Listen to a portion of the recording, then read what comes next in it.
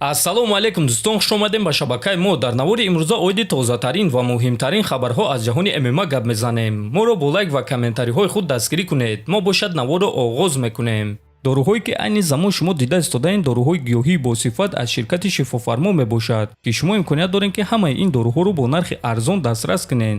доруҳо барои хунукзадагӣ ва қавӣ кардани мардонагӣ, барои фарбе ва харобшавӣ, барои ришу мӯйсарбарорӣ, барои дарди дил, дарди мушакҳо ва ҳамчунин равғани сиёҳдона, ки пайғамбар саллаллоҳу алайҳи васаллам гуфта буд ки ба ғайр аз марг ба ҳамаи дигар дардҳо даво мебахшад. худи ҳозир ба номерҳои дар рӯи экран буда занг зада доруҳои даркории худро харидорӣ кунед ва ҳатман аз номи канали Паҳлавон гап занед. ҳамин гуна шумо ҳам доруҳои даркории худро ба даст меоред ва ҳам канали моро сахт дастгирӣ мекунед.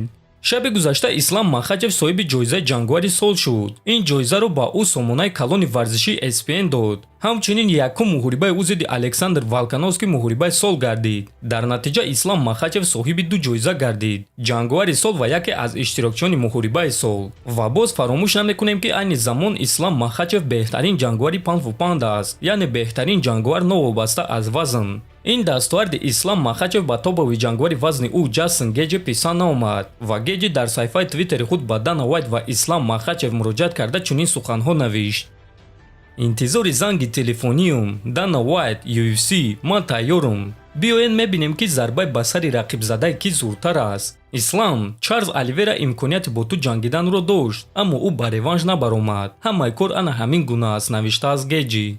ва дӯстон, бояд гуфт ки овозаҳо ҳаст ки рақиби навбатии Ислам Махачев Ҷастин Геҷи шуда метавонад. ана Оливера бошад, шояд ки муҳорибаи навбатии худро зидди Арманд Сарукян гузаронад. ин чиз расман эълон шудагӣ нест, ҳозирашда танҳо овозаҳо аст. барои ҳамин интизор мешавем ва мебинем ки чӣ гап мешавад. аммо бояд гуфт ки визви Ҷастин Геҷи маънои калом дорад.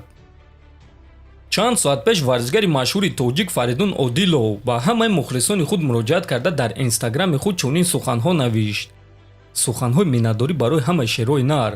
бародаро, ҳамаатонро сидқан ҳамчун бародар ба оғӯш мегирам. ҳамаи онҳое ки мухлисӣ карданд, хавотир шуданд, навиштанд ва ҳамаи онҳое ки бо дод задани худ майдонро даронданд. ин дастгириро сахт ҳис кардам. бародаро, шумо беҳтаринен 100%. вақте ки бародарҳо якҷоянд, шайтонҳо гирья мекунанд. ва албатта ки ба онҳое ки ба ман боварӣ надоштанд, ба шумо низ миннатдории худро мерасонам. бе шумо намешавад.